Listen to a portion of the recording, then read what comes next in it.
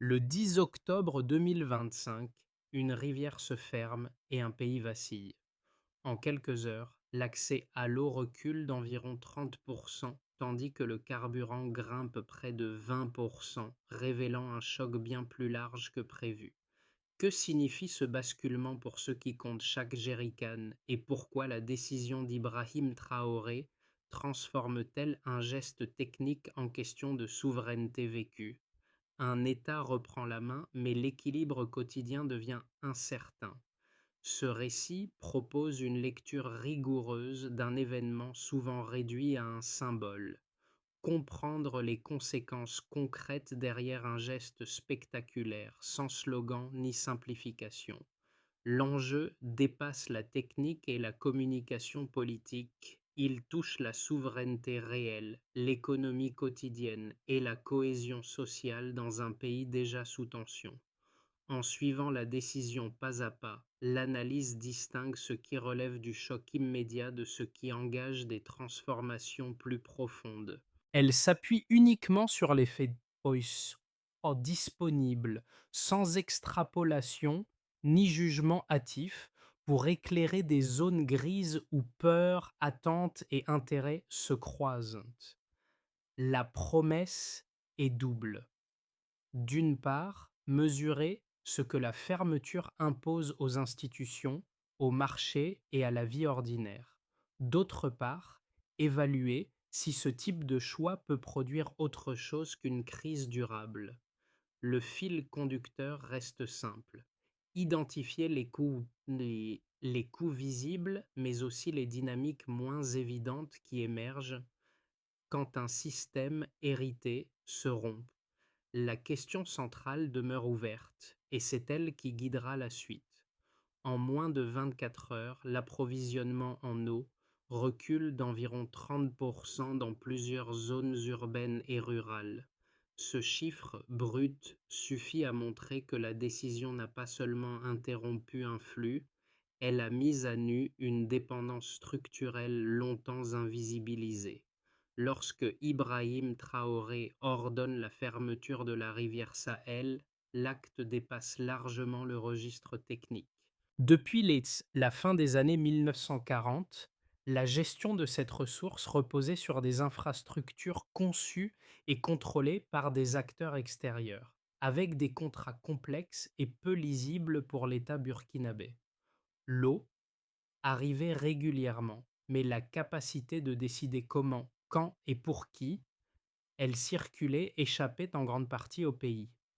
La stabilité apparente masquait une fragilité profonde, celle d'un système performant en surface mais dépendant de chaînes techniques et numériques hors de portée nationale.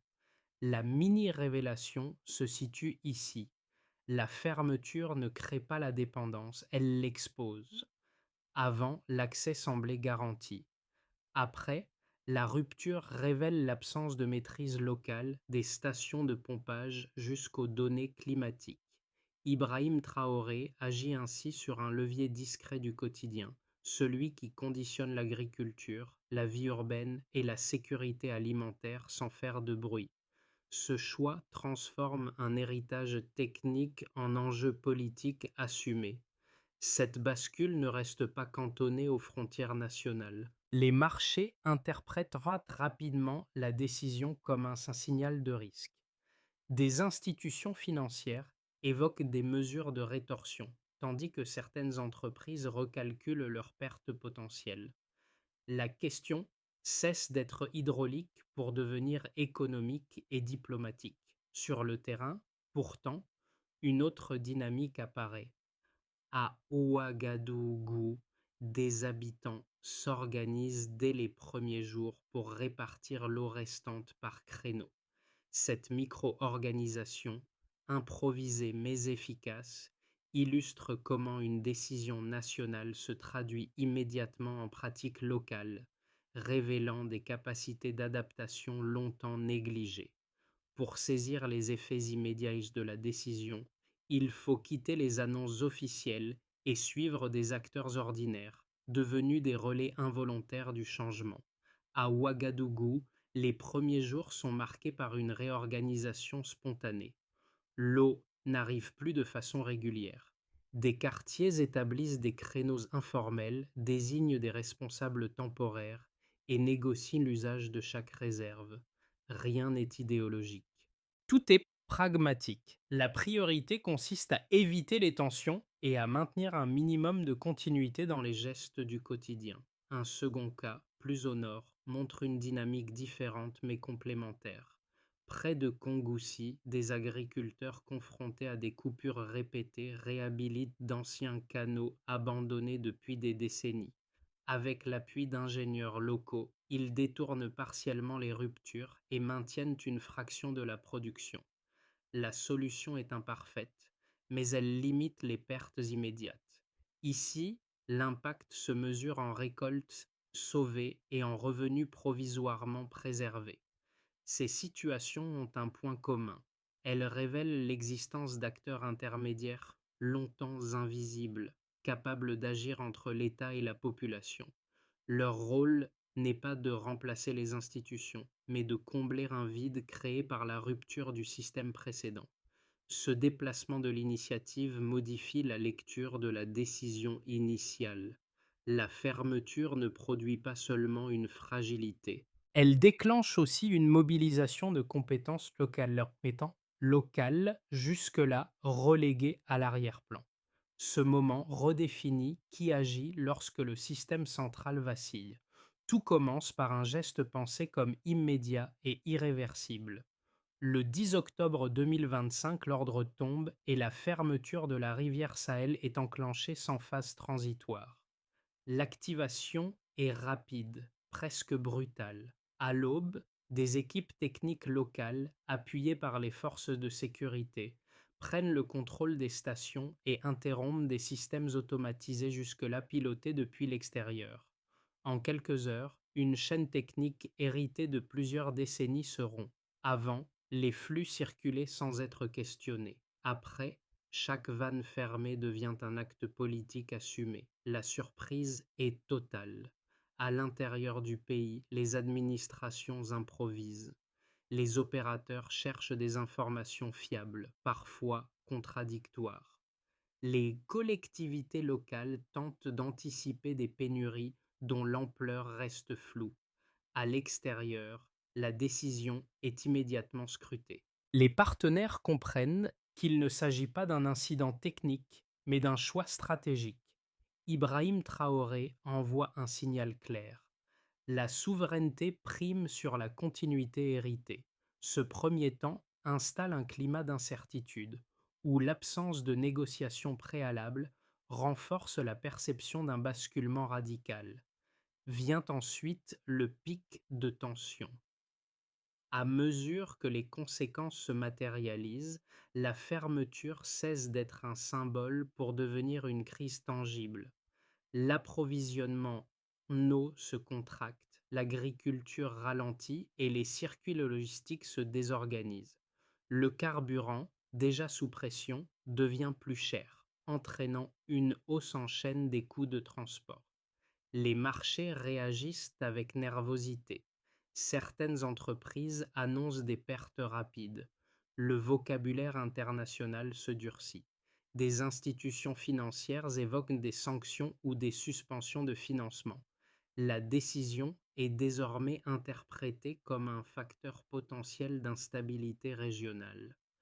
Ce moment constitue le point culminant de la séquence. Deux lectures opposées s'affrontent. À l'extérieur, la fermeture est présentée comme un risque excessif pour un pays déjà vulnérable.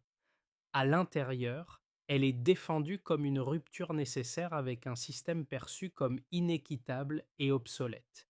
Cette divergence nourrit un climat tendu où chaque déclaration internationale est amplifiée, commentée, parfois instrumentalisée. Le pays se retrouve pris entre la pression diplomatique et l'adhésion d'une partie de la population à l'idée de reprise de contrôle.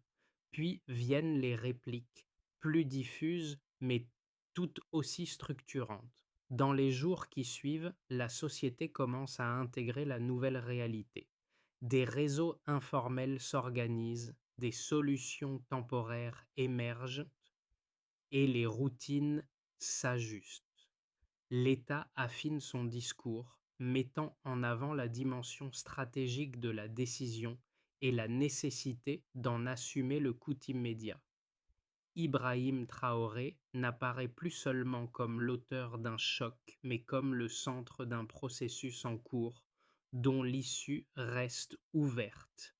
Cette succession révèle une logique précise. La fermeture n'est ni un événement isolé, ni une crise figée. Elle agit comme une onde longue où chaque étape amplifie la suivante. Le choc initial ouvre une période où chaque choix futur sera évalué à l'aune de ce moment fondateur et où le coût immédiat est constamment mis en balance avec la promesse d'une autonomie durable. Avant le 10 octobre 2025, l'approvisionnement en eau reposait sur un système perçu comme stable. Après la fermeture décidée par Ibrahim Traoré, cette stabilité se transforme en indicateur mesurable de fragilité. Ce basculement se lit d'abord dans les chiffres, qui donnent une épaisseur concrète à ce qui pourrait autrement rester abstrait. Le premier indicateur concerne directement l'accès à l'eau. Dans plusieurs zones urbaines et rurales, la disponibilité recule d'environ 30%. Cette baisse n'est ni homogène ni simultanée, mais elle suffit à désorganiser des équilibres quotidiens. Moins d'eau signifie des cycles d'irrigation raccourcis, des coupures plus fréquentes dans les villes et une pression accrue sur les points de distribution alternatifs. En quelques jours, ce chiffre devient un repère partagé, utilisé par les administrations pour alerter, par les habitants pour expliquer leurs difficultés et par les observateurs extérieurs pour qualifier la gravité de la situation. Il mesure moins une pénurie absolue qu'une incapacité structurelle à compenser rapidement une rupture centrale. Le deuxième chiffre clé concerne l'énergie. Dans les semaines suivant la fermeture, le prix du carburant augmente d'environ 20%. Ce pourcentage ne renvoie pas à une décision isolée, mais à un effet en chaîne. La rupture des flux hydrauliques perturbe des circuits logistiques déjà fragiles, accroît les coûts de transport et alimente une inflation diffuse. Pour les ménages, cette hausse se traduit par un renchérissement des denrées de base. Pour les entreprises, elle réduit les marges et retarde des investissements.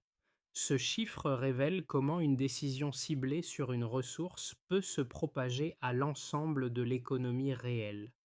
Un troisième indicateur concerne les acteurs étrangers opérant autour de la rivière Sahel. Dans les 2 mois suivant la décision, plusieurs entreprises enregistrent clairement des pertes estimées entre 25% et 40% de leurs bénéfices. Cette chute rapide met en lumière la dépendance de leur modèle économique à un accès garanti et peu contesté à la ressource. Elle montre aussi que les coûts du choc ne sont pas répartis de manière uniforme. Ce qui était auparavant externalisé vers l'État et la population locale est désormais en partie répercuté sur des acteurs internationaux. Pris séparément, ces chiffres décrivent des difficultés sérieuses. Pris ensemble, ils racontent autre chose. Ils signalent la fin d'un équilibre artificiel dans lequel la performance apparente masquait l'obsolescence du système. Avant, les indicateurs étaient stables parce que la dépendance restait invisible. Après, la crise rend cette dépendance mesurable et discutable.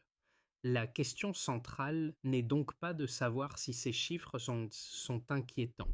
Elle consiste à comprendre ce qu'ils mesurent réellement. Sont-ils le signe d'un échec durable ou le coût chiffré d'une transition encore inachevée vers une gestion autonome?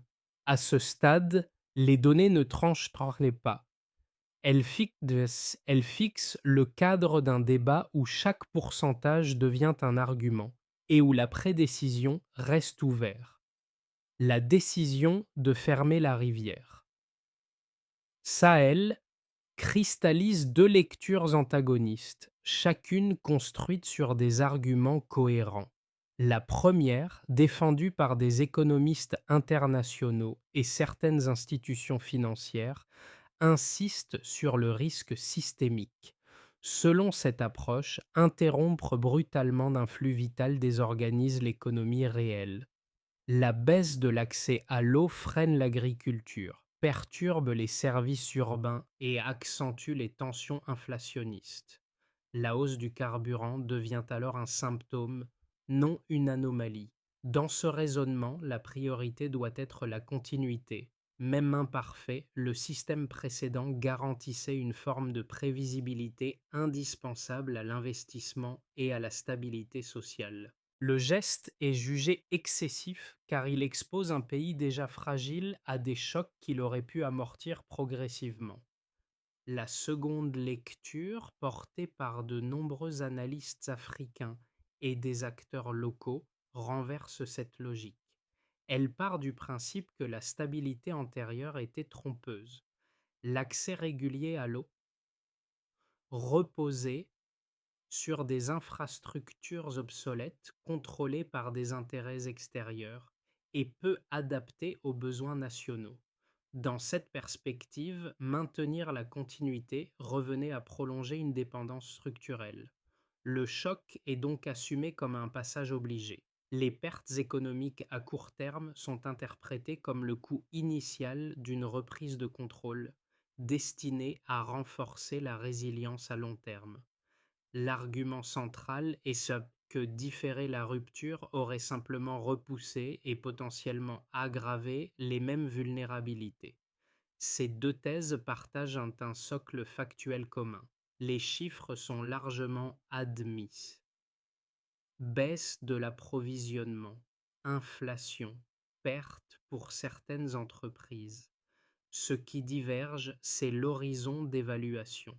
Les critiques raisonne à court terme et privilégie la réduction immédiate des risques. Les défenseurs raisonnent en trajectoire et acceptent une phase de turbulence pour transformer le système. Dans les deux cas, la logique interne est solide. La réponse la plus robuste se situe probablement entre ces pôles. Les données montrent que la fermeture crée des coûts réels et immédiats, mais elles révèlent aussi des marges de manœuvre ignorées tant que la dépendance restait masquée.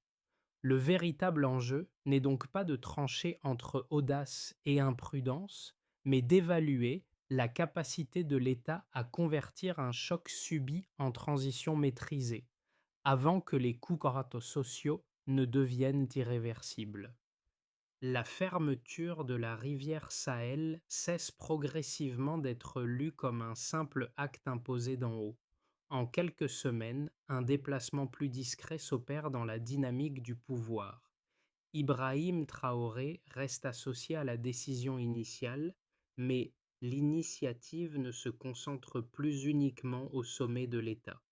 Le révélateur est là. La crise redistribue les rôles. Là où les structures centralisées montrent leurs limites, des acteurs intermédiaires gagnent en importance. Comités de quartier, coopératives agricoles et ingénieurs indépendants comblent des vides opérationnels. Ils ne remplacent pas l'État, mais ils agissent là où l'urgence empêche toute réponse centralisée rapide. Cette montée en puissance n'obéit pas à un plan unique, elle résulte d'une nécessité partagée: maintenir l'accès à l'eau et les préserver un minimum de stabilité sociale. Ce changement modifie la lecture du geste initial. La fermeture apparaît moins comme un risque isolé que comme un déclencheur. Elle force l'émergence d'un acteur collectif capable d'absorber une partie du choc. Dans ce cadre, Ibrahim Traoré n'incarne plus seulement l'autorité décisionnelle, mais le point de départ d'un processus qui lui échappe partiellement. Le milieu du récit se situe ici. La question n'est plus seulement de savoir si la décision était justifiée, mais de comprendre comment ce nouvel équilibre, fragile mais réel, va peser sur les conséquences concrètes à venir. Ce glissement prépare le terrain des effets mesurables, ceux qui toucheront directement l'État, l'économie et la vie quotidienne. Pour l'État burkinabé, la fermeture de la rivière Sahel marque une reprise de contrôle symbolique mais coûteuse. Les administrations doivent gérer une pression accrue sur les services publics tout en affrontant des tensions diplomatiques persistantes. Assurer un minimum d'approvisionnement, maintenir l'ordre et dialoguer avec des partenaires inquiets deviennent des épreuves quotidiennes. La crédibilité institutionnelle se joue désormais dans l'exécution, pas dans l'annonce. Ibrahim Traoré engage ainsi l'appareil étatique dans un exercice d'équilibre permanent entre affirmation politique et gestion pragmatique où chaque ajustement est observé à l'intérieur comme à l'extérieur du pays. Pour les entreprises, les effets sont immédiats et différenciés. Les sociétés dépendantes de l'eau voient leurs coûts augmenter et leurs marges se réduire sous l'effet combiné des ruptures logistiques et de la hausse de l'énergie. Certaines entreprises étrangères enregistrent des pertes rapides et gèlent des investissements, voire se retirent partiellement. À l'inverse, des acteurs locaux occupent des espaces laissés vacants, parfois de manière informelle. Cette recomposition crée de l'incertitude, mais elle ouvre aussi des opportunités pour ceux capables d'opérer dans un environnement moins dépendant de flux externes stables. Les ménages ressentent la crise de façon plus directe encore. La baisse de l'approvisionnement en eau modifie les routines les plus simples. Les files d'attente s'allongent, les dépenses contraintes augmentent et la hausse du carburant renchérit le transport et les denrées de base. Dans les quartiers urbains, la solidarité devient un mécanisme central d'adaptation. Elle compense partiellement les défaillances du système, mais elle a ses limites si la situation devait s'installer. La pression est plus forte sur les foyers les plus précaires, pour lesquels chaque variation de prix a un impact immédiat. À l'échelle régionale, enfin la décision agit comme un signal. Les pays voisins observent attentivement les conséquences de ce choix souverain. Certains y voient un précédent risqué, susceptible d'encourager des ruptures unilatérales. D'autres y perçoivent une source d'inspiration, montrant qu'un État peut remettre en cause des arrangements hérités. Le geste d'Ibrahim Traoré alimente ainsi un débat plus large sur la gestion des ressources en Afrique de l'Ouest, où la frontière entre coopération et compétition reste fragile. Ces quatre niveaux d'impact dessinent une réalité imbriquée. Aucun acteur n'est touché de manière isolée. Les décisions de l'État influencent les marchés. Les ajustements des entreprises pèsent sur les ménages et les réactions régionales redéfinissent les marges de manœuvre nationales. La fermeture de la rivière Sahel ne produit pas un effet unique, mais une série de répercussions interdépendantes qui redéfinissent les priorités et les équilibres du Burkina Faso dans un contexte déjà instable. À l'horizon des prochains mois, trois trajectoires plausibles se dessinent, sans qu'aucune ne puisse être tenue pour acquise. La première, souvent qualifiée de scénario de base, repose sur une stabilisation progressive mais fragile. Dans cette configuration, l'État parvient à limiter les ruptures les plus graves grâce à des ajustements techniques ciblés et à une coordination minimale avec les acteurs locaux. L'approvisionnement en eau reste contraint, mais devient plus prévisible. L'inflation ralentit sans disparaître et les tensions diplomatiques persistent sans se transformer en isolement durable. Ce scénario exige une gestion continue de l'urgence et une discipline politique élevée pour éviter l'usure sociale. Le scénario optimiste suppose un basculement plus profond. La crise agit alors comme un accélérateur de réformes. Les initiatives locales se structurent, les compétences techniques nationales montent en puissance et de nouveaux partenariats régionaux émergent. La gestion de l'eau devient plus décentralisée et mieux adaptée aux réalités territoriales. Les coûts initiaux demeurent élevés, mais ils sont progressivement compensés par une amélioration de la résilience et par une crédibilité accrue sur la scène régionale. Dans ce cas, la rupture initiale est réinterprétée comme un point de départ, ouvrant la voie à une recomposition durable du système. Le scénario pessimiste, enfin, repose sur l'hypothèse d'une accumulation de blocages.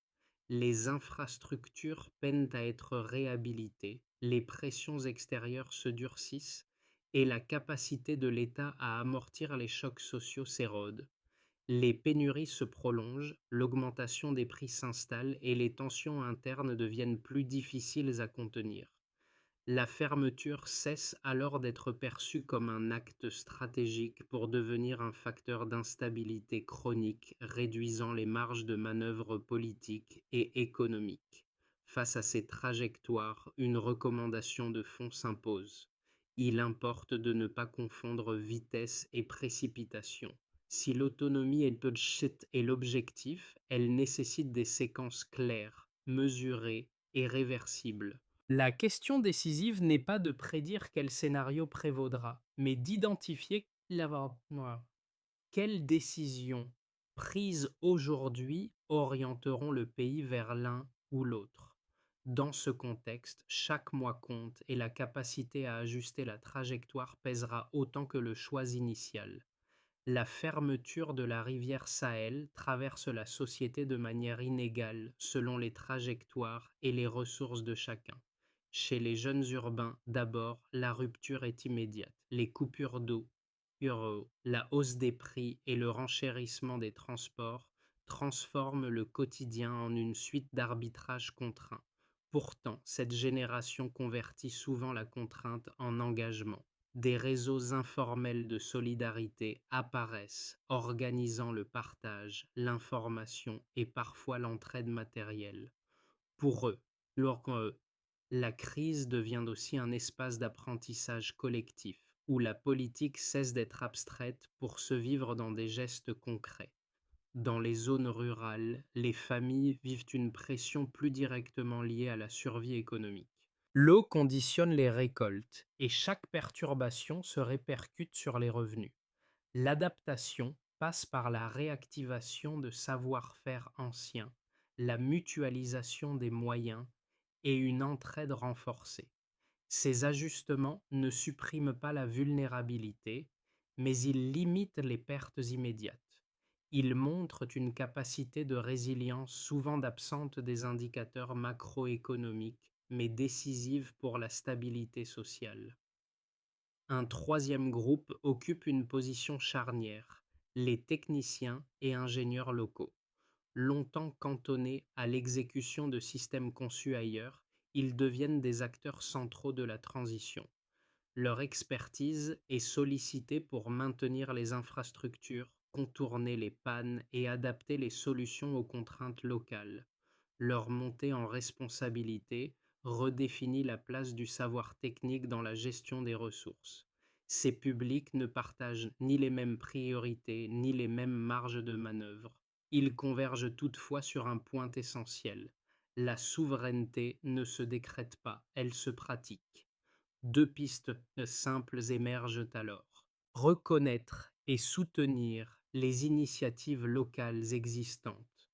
Donner une place durable aux compétences techniques nationales. Ce sont souvent ces ajustements discrets qui font la différence entre une crise subie et une transition tenable. À ce stade, la question n'est plus seulement d'identifier les failles, mais de dessiner un chemin praticable.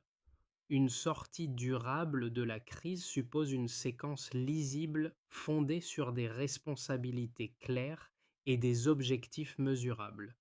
La première étape consiste en un audit approfondi des infrastructures hydrauliques existantes, conduit par des équipes nationales avec un appui technique ciblé. Il doit distinguer ce qui fonctionne, ce qui est obsolète et ce qui peut être réparé rapidement. L'objectif n'est pas l'exhaustivité, mais une visibilité suffisante pour décider sans improviser. La deuxième étape repose sur le renforcement des capacités locales. Former et retenir des ingénieurs, des techniciens et des gestionnaires devient une priorité opérationnelle. Des programmes courts, orientés vers la maintenance et l'adaptation, permettent de réduire la dépendance immédiate et d'accélérer les temps de réponse. Cette montée en compétences crée une chaîne de décision plus réactive, mieux ancrée dans les réalités du terrain. Troisièmement, la coordination avec les acteurs communautaires doit être formalisée. Les comités de quartier et les coopératives rurales, déjà actifs, peuvent devenir des relais reconnus à condition de disposer de règles simples et de moyens limités mais stables. Cette reconnaissance institutionnelle réduit les frictions et améliore l'allocation des ressources là où les besoins sont les plus pressants. Quatrième étape, la coopération régionale. Sans céder le contrôle, le Burkina Faso peut partager des données, des alertes et des solutions techniques avec ses voisins. Cette approche diminue les risques de tensions inutiles et renforce la crédibilité du pays dans les instances régionales. Enfin, un dispositif de suivi mesurable s'impose. Accès à l'eau, délai de réparation, évolution des prix. Quelques indicateurs suffisent pour ajuster la trajectoire. Dans cette logique, Ibrahim Traoré n'est plus seulement associé à la rupture initiale, mais à la capacité de transformer une décision risquée en processus gouvernable et évalué dans le temps. En revenant aux canaux d'irrigation réhabilités dans l'urgence évoqués plus tôt, une image s'impose avec netteté. Des gestes simples, répétés jour après jour, ont permis de maintenir l'eau en circulation malgré la rupture du système central. Cette scène condense mieux que tout discours la portée du 10 octobre 2025. La décision d'Ibrahim Traoré a ouvert une faille, mais c'est dans cet espace fragile que des capacités longtemps sous-estimées ont émergé. Ce moment ne se résume plus à un acte d'autorité, il devient un révélateur. Il montre comment une société réagit lorsque la dépendance, longtemps normalisée, devient visible et discutable. Les ingénieurs locaux, les agriculteurs et les habitants des quartiers urbains ont transformé une contrainte en action concrète sans attendre une solution parfaite ni une coordination idéale. Le mouvement est imparfait, parfois chaotique, mais il est réel. Dans cette dynamique, Ibrahim Traoré apparaît moins comme le seul centre de gravité que comme le déclencheur d'un processus plus large. La souveraineté cesse d'être un mot d'ordre abstrait pour devenir une pratique quotidienne, faite d'essais, d'erreurs et d'ajustements. Elle se mesure dans la capacité à agir quand les certitudes disparaissent. La leçon tient en une phrase courte. La souveraineté commence quand l'attente s'arrête. Au terme de cette séquence, une évidence s'impose sans se transformer en verdict. Ce qui se joue au Burkina Faso dépasse la fermeture d'une rivière. La décision initiale a mis en tension des héritages techniques, des attentes sociales et des équilibres régionaux qui concernent bien au-delà des frontières nationales. En ce sens, le choix associé à Ibrahim Traoré agit comme un miroir, révélant des dépendances longtemps acceptées et des capacités longtemps ignorées. Ce constat invite moins à prendre parti qu'à observer avec méthode, comparer des trajectoires, suivre les indicateurs dans le temps, écouter les voix locales autant que les analyses externes. La complexité du moment appelle à la nuance plutôt qu'au slogan et à la discussion plutôt qu'aux certitudes rapides. Chaque société confrontée à des ressources vitales héritées d'un autre temps peut se reconnaître dans ces tensions. La suite ne dépendra pas d'un seul geste, mais d'une accumulation de décisions, d'ajustements et de compromis. C'est là que le débat reste ouvert. Comment d'évaluer une décision souveraine lorsque ses effets sont à la fois déstabilisants et porteurs de recomposition? Où placer le curseur entre sécurité immédiate et autonomie durable?